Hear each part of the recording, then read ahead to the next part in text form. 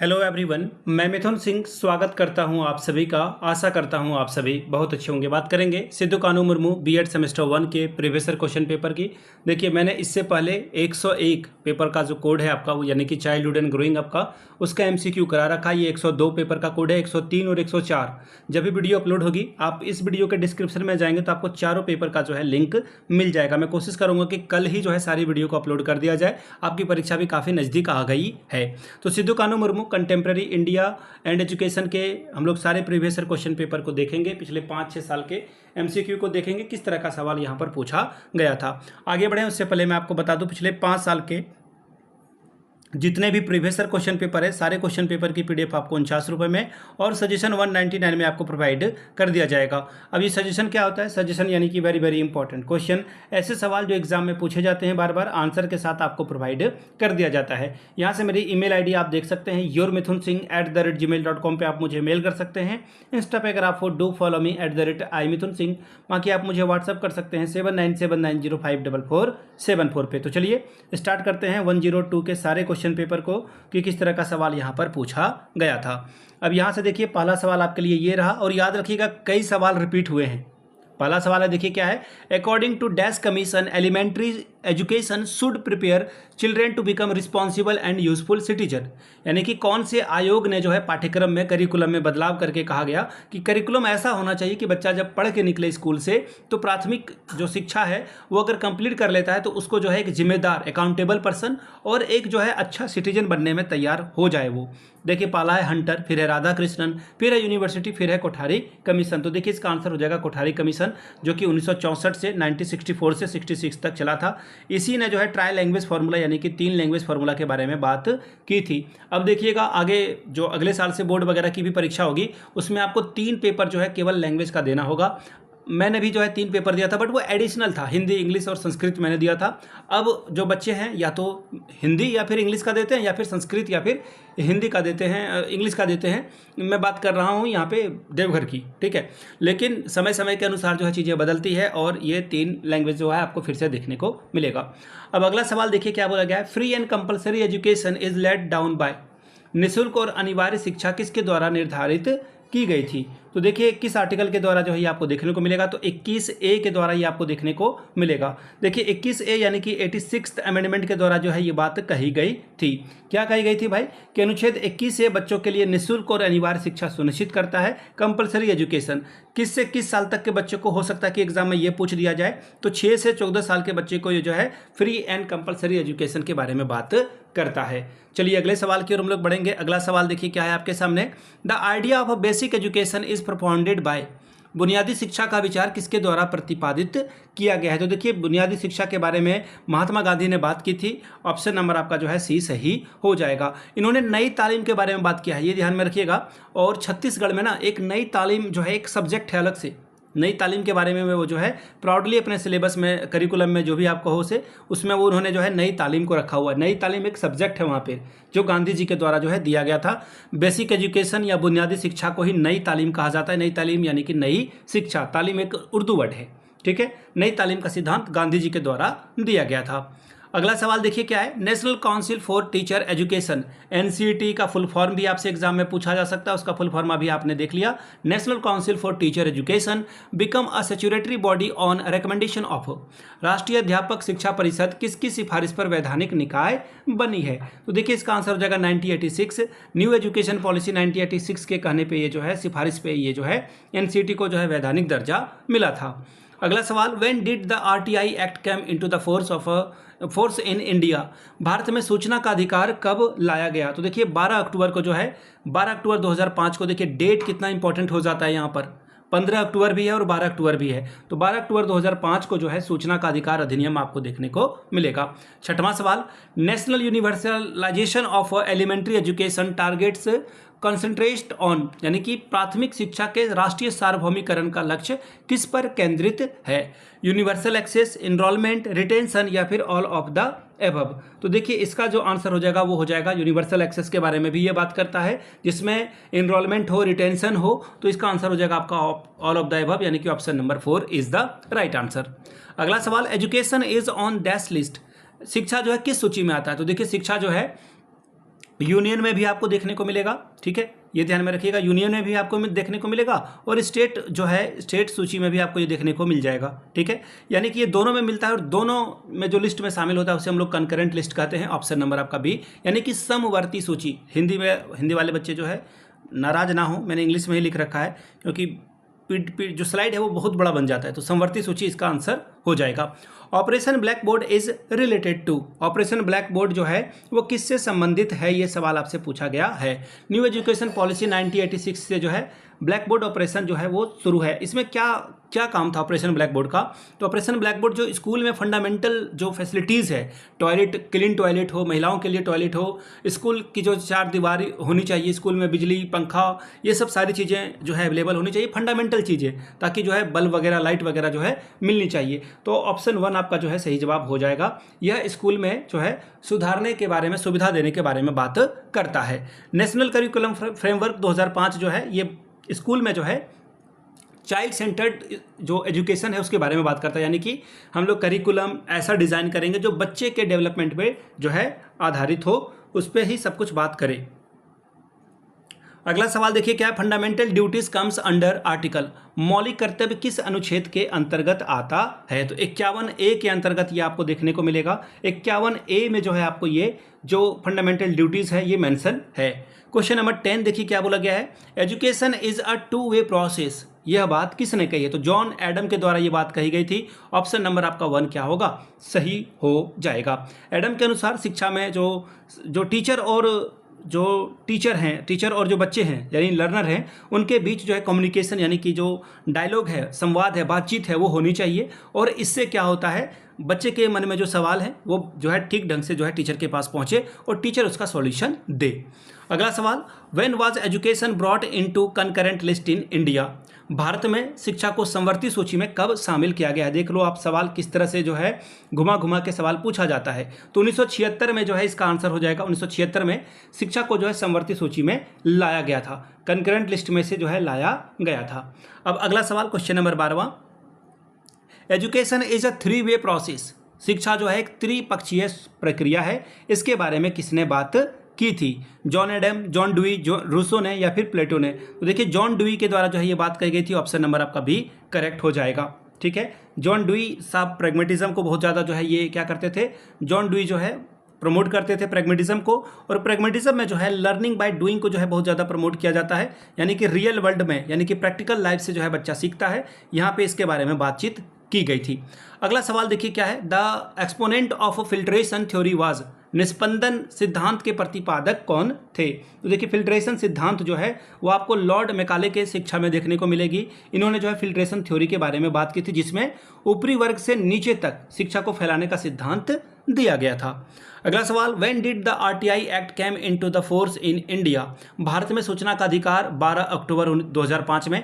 देखिए सवाल रिपीट हुआ है और ऐसा देखो आप 2023 में ये सवाल पूछा गया है, 2024 में भी ये सवाल सिद्धू कानून में पूछा गया था। इससे क्या सीख मिल रही है आपको कि पुराने पेपर को ध्यान से पढ़ के जाओगे तो एग्जाम आपका बेहतर जाएगा।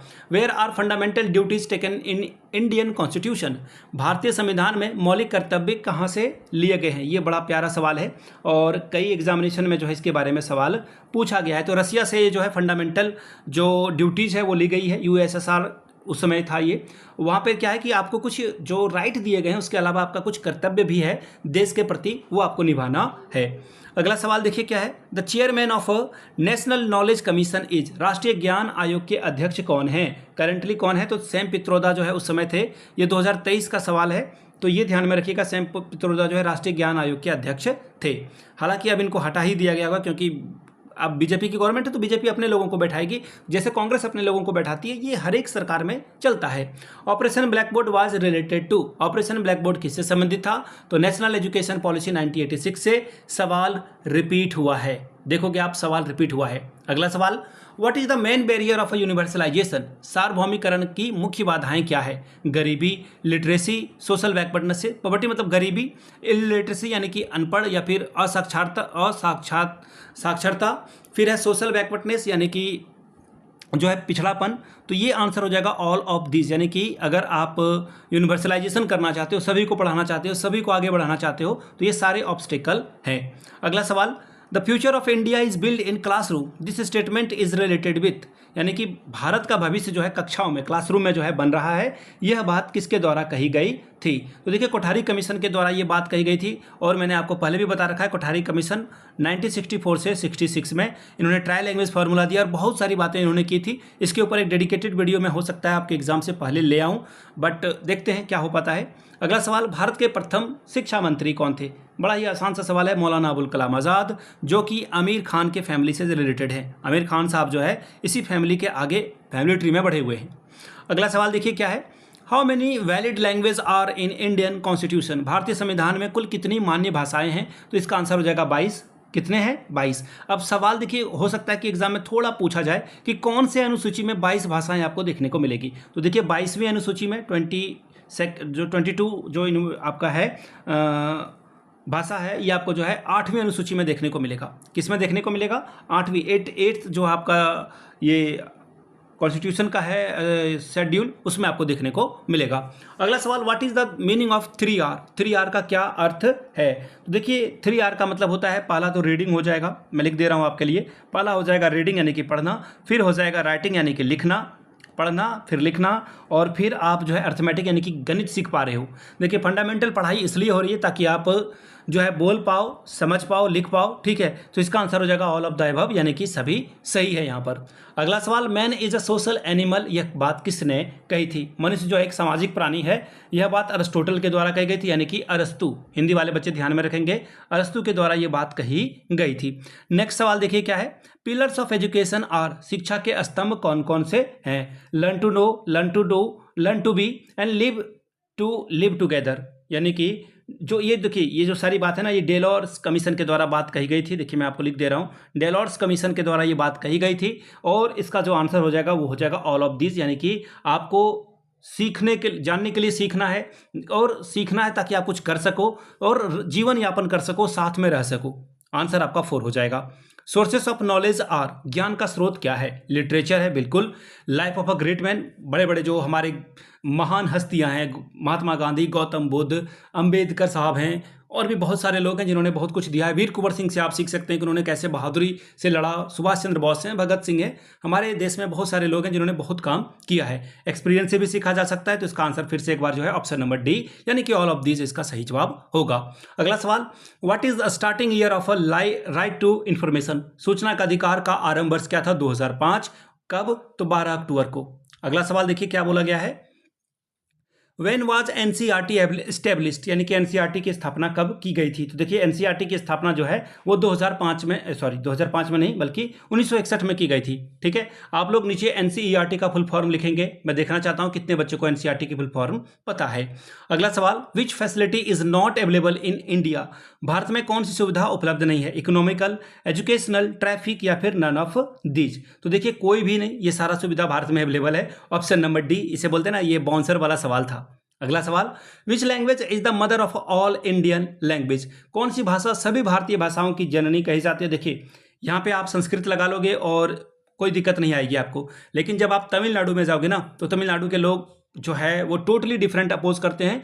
उनके हिसाब से तमिल जो है सबसे ओल्डेस्ट लैंग्वेज है, और तमिल को ये जो है सबसे ज़्यादा वैल्यू करते हैं। अगला सवाल, who is eligible to write a text book, पाठ्य पुस्तक लेखन में जो है कौन योग्य होते हैं? ये सवाल पूछा गया है। टीचर्स, प्रिंसिपल या फिर स्कॉलर। देखिए बुक लिखने के लिए आपको स्कॉलर, विद्वान होने की जरूरत है, और टीचर भी विद्वान हो सकता है, प्रिंसिपल भी विद्वान हो सकता है, यानी कि अगर आप स्कॉलर हो तो अपने आप में सारी बातें हो जाएगी। ऑप्शन 3 आपका सही होगा।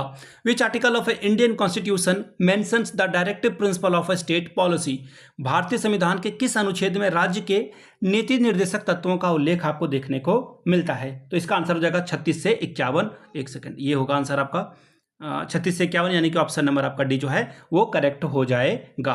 अगला सवाल देखिए क्या है, when was right to education act, article 21A जो है इंप्लीमेंटेड हुआ, शिक्षा का अधिकार अधिनियम कब लागू हुआ? तो देखिए ये दो, जो राइट टू एजुकेशन एक्ट 2009 आप पढ़ते हो बार बार, ये 2009 में आया, लेकिन लागू इसे 1 अप्रैल 2010 से किया गया था, न्यू एकेडमिक ईयर में। Operation blackboard is related to which education policy? Operation blackboard जो है 1986 न्यू एजुकेशन पॉलिसी एनईपी के द्वारा जो है इसके बारे में बात की गई थी, जिसमें जो है स्कूल में इंफ्रास्ट्रक्चर यानी कि जो स्कूल में सुविधाएं हैं उसको बढ़ाने की बात की गई थी। अगला सवाल, when was the mid day meal scheme launched? मध्याह्न भोजन योजना की जो है शुरुआत कब की गई थी, ये सवाल आपसे पूछा गया है। तो देखिए मध्याह्न भोजन की शुरुआत जो है 15 अगस्त 1995 से शुरुआत की गई थी मिड डे मील की। अगला सवाल, who was the first education minister of, हाँ एक और बात, ये जो है तमिलनाडु में इसकी शुरुआत की गई थी। अगला सवाल देखिए क्या बोला गया है, who was the first education minister of India? Bharat के प्रथम शिक्षा मंत्री कौन थे? तो भारत के प्रथम शिक्षा मंत्री का नाम आपको मैंने बता रखा है, मौलाना अबुल कलाम आज़ाद। ठीक है, देखिए 35 क्वेश्चन तो मैंने करा दिया आपको। अगर आपको एक मॉडल पेपर चाहिए इसका कि भाई एक मॉडल पेपर भी आप ले आइए, हो सकता है कि PYQ अलावा भी जो है कुछ सवाल पूछ दिया जाए, तो आप जो है नीचे मॉडल लिख देंगे तो आपके लिए एक अलग से वीडियो आएगी इसके ऊपर। फुल फॉर्म ऑफ NCERT मैंने आपको पहले बता रखा था, जो है ये सवाल पूछा जा सकता है। देखिए 2021 में ये सवाल पूछा गया था। तो इसका फुल फॉर्म क्या हो जाएगा, national council for teacher education, यानी कि ऑप्शन नंबर आपका जो है national council for teacher education, ये रहा आपका answer. Option number B is the right answer.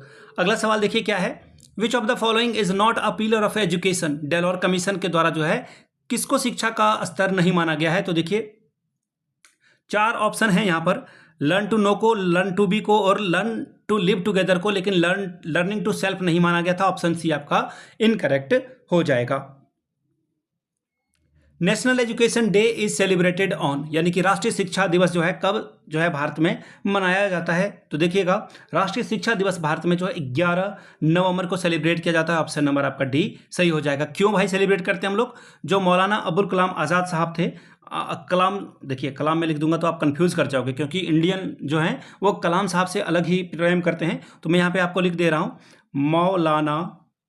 मौलाना आज़ाद, ठीक है, ताकि आप चीज़ों को समझ पाएंगे। मौलाना अबुल कलाम आज़ाद।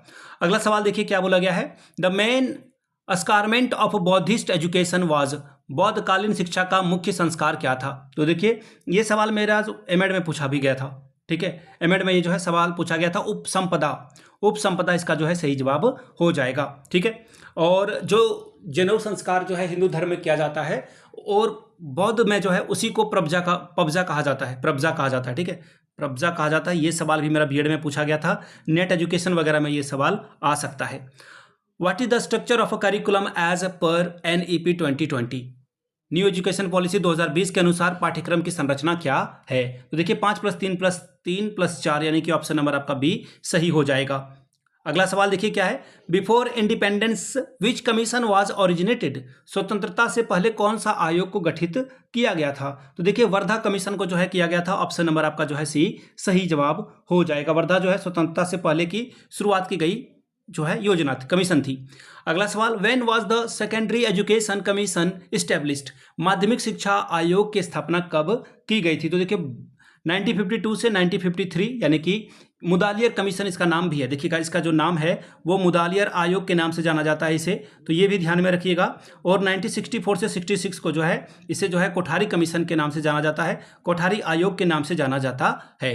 अगला सवाल देखिए क्या है, when was the national knowledge commission established? राष्ट्रीय ज्ञान आयोग की स्थापना जो है कब की गई थी? तो देखिए 2005 में इसकी स्थापना की गई है। ऑप्शन ए इसका सही जवाब होगा। In which article of constitution are fundamental duties explained? संविधान के किस अनुच्छेद में मौलिक कर्तव्यों का वर्णन आपको देखने को मिलेगा? 51A में, और मौलिक कर्तव्य के बारे में रसिया यानी कि उस समय के USSR से जो है इसे लिया गया था। अगला सवाल, who is the contributor of a basic education? यानी कि बुनियादी, एक सेकंड, हाँ, बुनियादी शिक्षा के प्रवर्तक कौन थे? देखिए बुनियादी शिक्षा को ही नई तालीम भी कहा जाता है, तो गांधी जी के द्वारा ये दिया गया था। ऑप्शन बी आपका सही जवाब होगा। When was the Delors commission reported presented? यानी कि डेलोर आयोग की रिपोर्ट कब प्रस्तुत की गई थी? ये सवाल आपसे पूछा गया है। इसका आंसर हो जाएगा 1986। एक सेकेंड, यहाँ पे इसका तो आंसर ही नहीं है, 2003, शायद ये ऑप्शन गलत है। 1996 जो है इसका सही जवाब होगा। एक बार आप इसे चेक करिएगा, ठीक है, स्टार मैंने बना दिया। अगला सवाल, charter act was Reynold after? Charter आयोग कितने वर्ष के बाद जो है नवीनीकृत इसको जो है किया जाता है? तो देखिए हर एक 20 साल में जो है इसको जो है रिन्यूअल किया जाता है इसका, ठीक है, नवीकरण कर दिया जाता है। अगला सवाल, in which institution was higher education organisation in Muslim period. मुस्लिम कालीन में उच्च शिक्षा जो है किस संस्थान में दी जाती थी उसके बारे में बताइए। तो इसका आंसर हो जाएगा मदरसा में जो है सबसे ज़्यादा शिक्षा, उच्च शिक्षा दी जाती है। अगला सवाल question number 49, the invaluable heritage of a country is. किसी भी देश की अमूल्य धरोहर क्या है? Cultural heritage, moral value, people या फिर रिलीजन। देखिए किसी भी देश की जो सबसे बड़ी वैल्यू है वो क्या है? Cultural heritage. ठीक है, इंडिया जो है सबसे ज़्यादा कल्चरली जो है बहुत ज़्यादा पॉपुलर है, इसलिए फॉरेन के लोग यहाँ पर आते हैं। Operation black board scheme was launched in. Operation black board की जो है शुरुआत कब की गई थी? देखिए मैंने आपको ये एक सेकेंड, इसकी शुरुआत जो है ऑपरेशन ब्लैक बोर्ड की शुरुआत यहाँ पे मुझे लग रहा है कि ये गलत है, एक सेकेंड मैं चेक कर लेता हूँ थोड़ा गूगल में। Operation black board scheme was launched in, ताकि आपको जो है गलती का सामना ना करना पड़े। ठीक है, 1986 में। ठीक है, 1986 में। तो 87, 88 को आप लगा सकते हैं। ठीक है, इसे भी आप लगा सकते हैं। एनईपी 1986 जो है इसका सही जवाब होता, लेकिन कोई बात नहीं, ऑप्शन ए को आप टिक कर देंगे यहाँ पर। Educational psychology deals with the behaviour of a human being in educational situation, this definition is given by. शिक्षा मनोविज्ञान मानव व्यवहार का शैक्षिक परिस्थितियों में अध्ययन करता है। यह परिभाषा किसने दी थी? स्किनर के द्वारा यह परिभाषा दी गई थी, जो कि बीएफ स्किनर साहब जिन्होंने जो है एजुकेशन में बहुत सारा काम किया है और बिहेवियरिज्म को इन्होंने जो है पॉपुलराइज किया था। Question number 52, according to Jean पियाजे there are dash stage of a cognitive development. अब तो इसको मैं क्या ही कहूँ, आपने इसको 101 में यानी कि चाइल्डहुड एंड ग्रोइंग अप में भी पढ़ा होगा। कॉग्निटिव डेवलपमेंट 4 है। पहला हो जाएगा आपका sensory motor, pre operational, concrete और फॉर्मल। ठीक है, चलिए ईयर भी याद कर लेना, 0 से 2 वगैरह जो है याद कर लीजिएगा, एग्जाम में सवाल पूछा जाएगा। अगला सवाल देखिए क्या है, according to Freud there are dash stage of a psychosexual development. Freud के अनुसार मनोयौनिक विकास की अवस्थाएं 4, 3, 6 या फिर 5 है। तो देखिए इसका आंसर हो जाएगा 5, यानी कि ऑप्शन नंबर आपका डी जो है वो करेक्ट हो जाएगा। अगला सवाल, a method of a child rearing in which parent give adequate freedom to child is called. बाल पालन पोषण के लिए वह विधि जिसमें माता पिता बच्चे को पर्याप्त स्वतंत्रता देते हैं उसे क्या कहा जाता है? बड़ा ही प्यारा सवाल है, इसलिए मैंने इसे रखा। इसे जो है परमिसिव जो है मेथड कहा जाता है। एक सेकेंड, ऑप्शन नंबर आपका सी जो है वो करेक्ट हो जाएगा। ठीक है जी, चलिए अगले सवाल की ओर हम लोग बढ़ेंगे। एक और सवाल है, according to Glean and Glean there are types of competition. Glean और ग्लीन के अनुसार प्रतियोगिता के कितने प्रकार होते हैं? तो देखिए इन्होंने जो है बात की है वो 2 प्रकार के बारे में बात की है इन्होंने। एक तो पहला पर्सनल कंपटीशन, दूसरा जो है इन्होंने बात किया वो है इम्पर्सनल जो है इम्पोर्टेंट, यानी कि ऑप्शन नंबर आपका 1 सही हो जाएगा। ठीक है, मैं दूसरे ऑप्शन की ओर ढूंढ रहा था। तो जिन लोगों ने वीडियो पूरी देख ली है एक बार प्लीज़ जय हिंद लिखिएगा, ताकि मुझे पता चल सके मेरी मेहनत कामयाब हुई आपके लिए। और दूसरी बात, पिछले 5 साल का जितना भी प्रीवियस ईयर क्वेश्चन पेपर है वो आपको 49 में अवेलेबल करा दिया जाएगा, और 199 में आपको सजेशन इंपॉर्टेंट क्वेश्चन, ताकि आप एग्जाम में बेहतर प्रदर्शन कर पाएं। यहाँ से मेरी ईमेल आईडी आप देख लें, जिनको सजेशन या PYQ चाहिए yourmithunsingh@gmail.com पे आप मुझे मेल कर सकते हैं। इंस्टा पे अगर आप हो डू फॉलो मी @imithunsingh। बाकी आप मुझे व्हाट्सअप कर सकते हैं 7979054474 पे। वीडियो को आपने यहाँ तक देखा, प्यार दिया इसके लिए आप सभी का बहुत बहुत शुक्रिया। Have a good day.